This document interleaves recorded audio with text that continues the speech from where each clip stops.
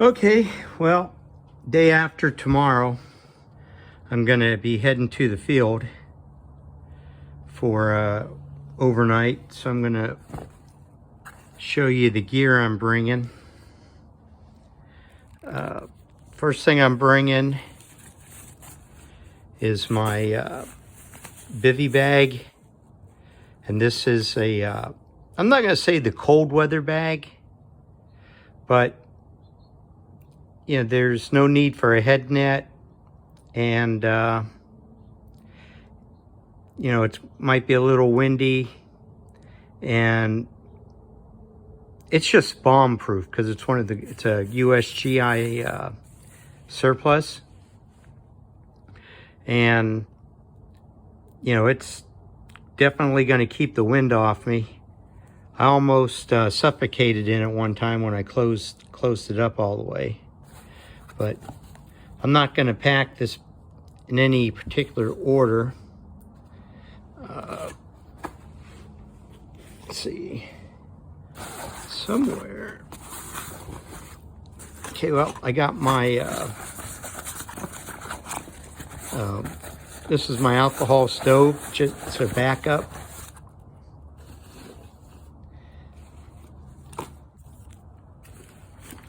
This is my cook pot.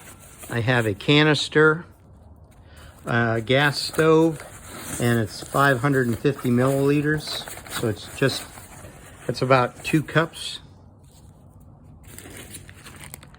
I have my repair kit that I always take, even though I probably never going to use it, and I actually got to go through and get rid of the stuff I'm not going to use.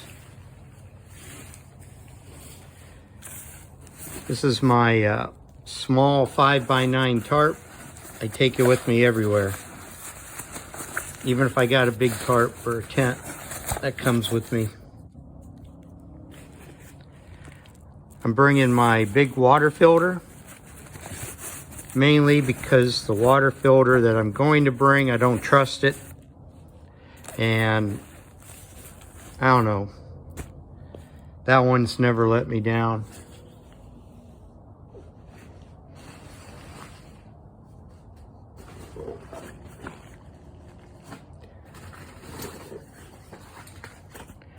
This is the bag I'm going to put my the wet water filter in, and I have 2 Ziploc bags because I always double bag it, but this is going to sleep with me in my sleeping bag.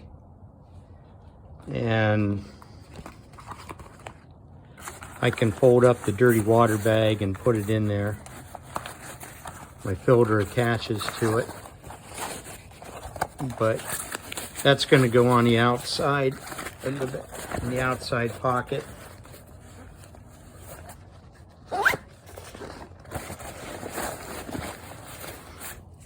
Like I said, I have an alcohol stove, and I have a little thing of alcohol, but this will get me through the night.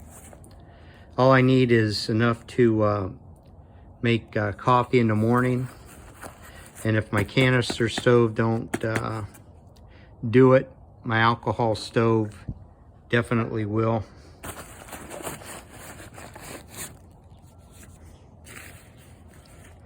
I'm going to throw a piece of fat wood in there.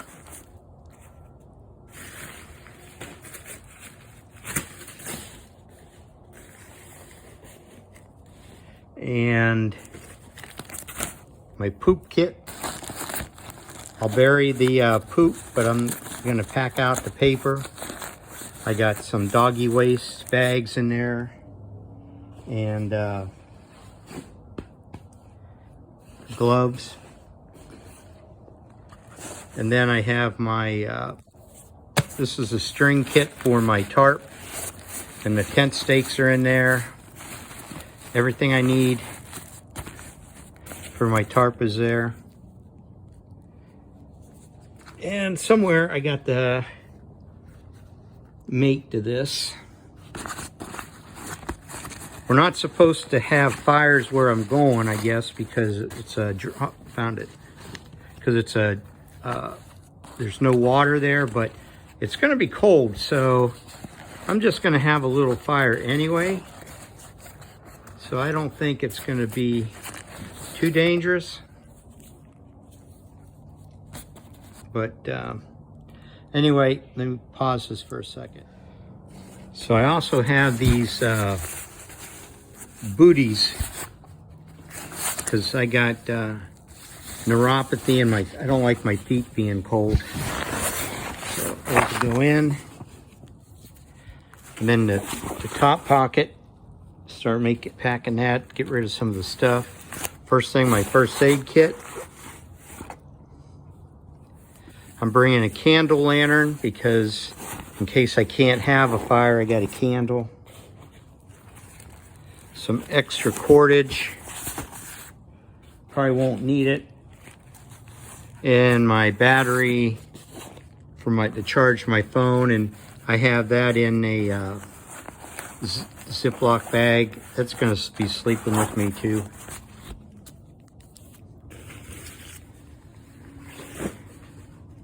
And I'm bringing some over mitts because the way I sleep, I have fingerless gloves, and I'll put these on to keep the wind off me. Well, my hands are sticking out. And if it's windy when I'm walking, I'm good.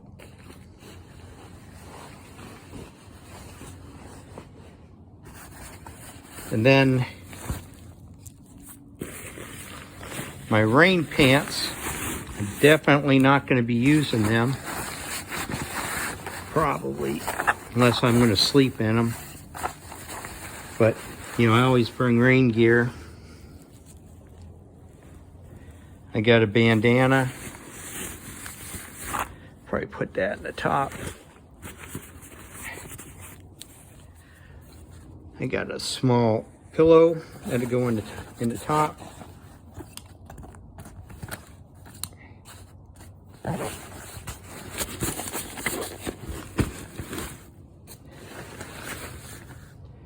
I have a bigger pillow that'll go in here.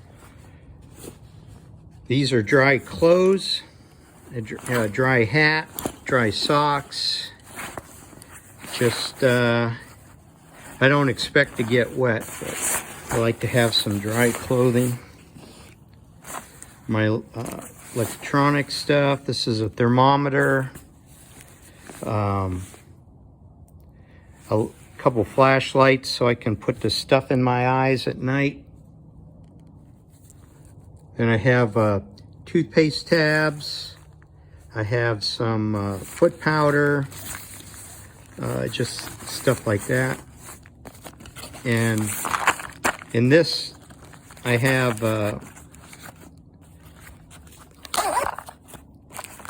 some spare batteries for my headlamp and some of the foot and body warmers, hot hands. Those are always nice to have just in case it gets cold.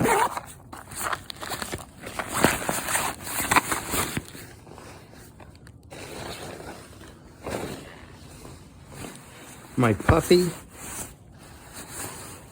Definitely gonna need the puffy. Then I put my rain jacket in. And that's pretty much all I gotta do, and I can fit the food in, no problem. Food will fit in there easy enough. I'm not bringing much because it's just one night. If it was if it was longer than one night, I'd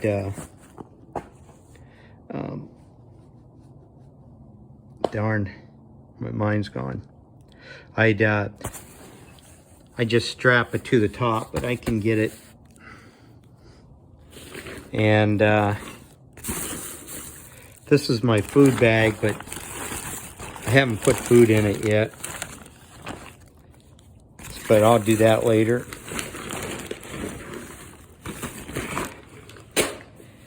My sleeping pad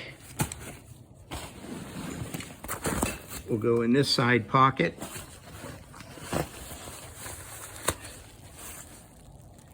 Let me pause. Okay, so my sleeping pad's in there. I got my saw. And I use these little twisty ties from Night Eyes. I like the orange ones because I'm definitely not going to forget them. That's why I got orange and I got yellow ones. But I can put anything that's going to fall off.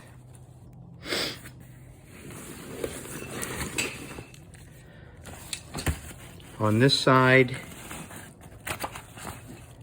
let me pause it. Okay, I had in this pocket, I got my tarp and I got my butt pad. I'm not going to fasten that down. I got a little carabiner here that I can just, you know, put it on. Can't do anything one-handed anymore. Oh well, I'll fix it later. And then the only thing I got to do is fold my mat up here and put it on the outside, and I'm good. I have a water bladder. It's I have a 2 and a 3 liter one. I'm going to bring the 3 liter one. But I have these little twisty ties here, and I'm going to have my water bladder on the outside, because when I get to camp, I'll have at least 3 liters in the water bladder and probably 2 liters in my smart water bottles. So that'd give me 5 liters to get through the day, which is more than enough, and I probably even have enough to make sure whatever fire I have is definitely out. So, like I said, it's only a 4-mile walk in. So, I'll bring you guys back when I'm in the field. But, with the exception of food, I don't know what it is, and I don't know what it weighs. I don't worry about weight. I'm not an ultralight hiker. And, you know, I just want to, I'll be comfortable, and that's all I care about.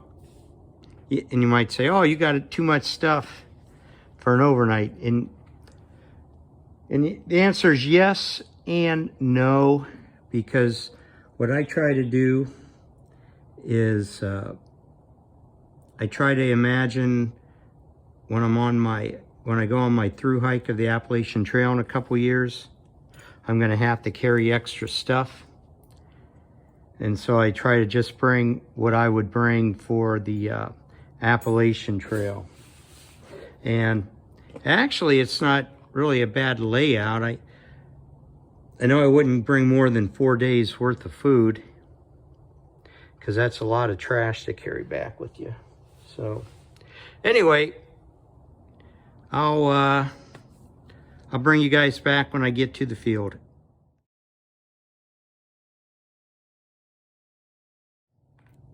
So I made a couple of gear changes, really small.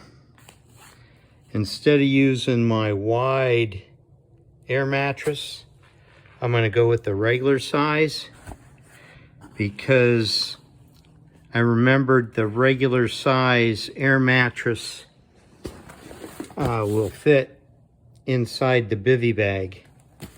And since I can have it inside the bivy bag, I decided to go with the quilt.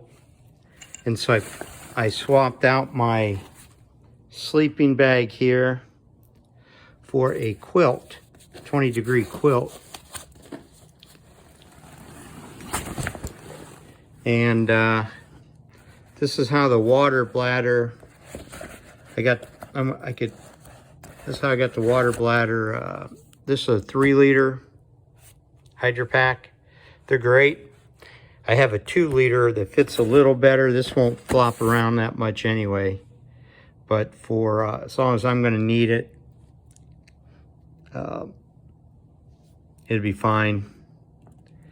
And so when I fill this up on the trail, I'll have 3 liters, 4, 5 liters with the Smart Water bottles.